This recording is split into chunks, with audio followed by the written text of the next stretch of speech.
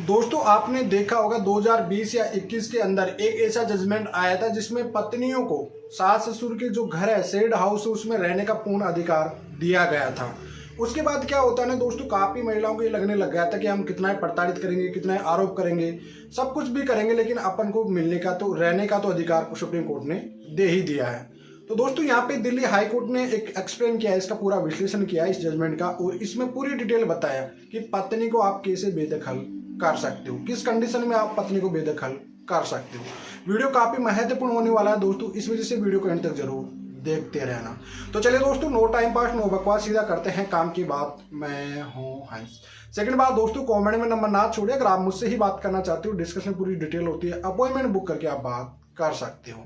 देखिए दोस्तों, सबसे पहले 22 फरवरी 2022 का भी लेटेस्ट इंग्लिश जजमेंट है, जिसमें क्लियरली बताया गया था कि भाई आपको जो human protection act section 2 subsection S होता है, उसमें आपको शेड हाउस में रहने का मतलब सास ससुर की संपत्ति भी है, कोई घर है उनका, तो उनमें रहने का पूर्ण अधिकार है महिला को, ठीक है।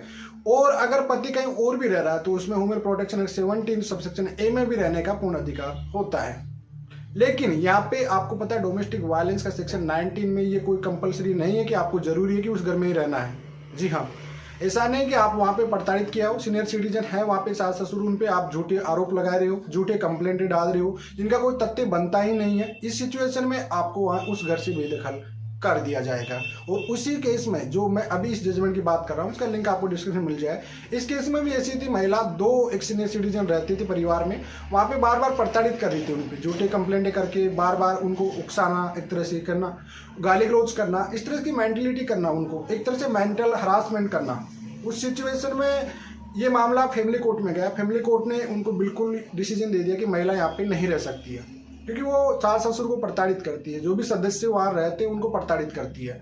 महिला ने चैलेंज किया हाई कोर्ट दिल्ली में। हाई कोर्ट ने माना कि भाई नहीं, ऐसा नहीं हो सकता, आप वहाँ पे प्रताड़ित कर रहे हो, इस सिचुएशन में आपको उस घर में रहने का कोई अधिकार नहीं है, और आपको वहाँ से प्रतिबंध यानी बेदखल कर दिया जाता है और बाउंडिंग कर दिया जाता है। जी हाँ, तो यहाँ पे एक बात आपको समझ लेना चाहिए कि आप ये मत कहिए कि सुप्रीम कोर्ट ने एक जजमेंट दे दिया, हमको रूलिंग दे दी कि हमको रहने का अधिकार है। देखो, आप एक गवर्नमेंट सर्वेंट हो, एक एग्जांपल समझा देता हूँ, तो आप ये सोचते हो कि साहब मेरी तो 60 साल के लिए फिक्स नौकरी हो गई है, कोई टेंशन है नहीं, ऐसा नहीं। अगर आप गलती करोगे तो आपको उस जॉब से निकाल दिया जाएगा, ऐसा नहीं कि परमानेंटली है। तो इस वजह से आपको रहने का, शांति से रहने का अधिकार है, सिर्फ शांति से रहने का अधिकार है। अन्यथा अगर आप सीनियर सिटीजन को रह रहा है, उनका घर है, उसी घर में जाके आप प्रताड़ना करोगे तो उस सिचुएशन में आपको उससे प्रतिबंध कर दिया जाएगा, मतलब वहां से बेदखली कर दिया जाएगा।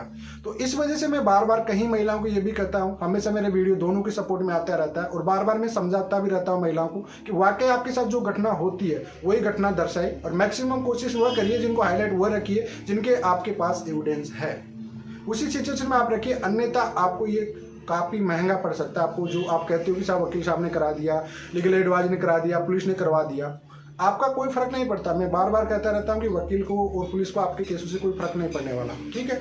आपका रिश्ता बचाना आपको है, आपका संबंध आपको चलाना है, आपके जो रियल में घटना घटी है उसी चीज़ों के बारे में आप डिटेल में लिख सकते हैं। लिंक आपको डिस्क्रिप्शन में मिल जाए, आप इसे जाके चेक कर सकते हैं। चलिए आज के लिए इतना ही। जय हिंद, वंदे मातरम।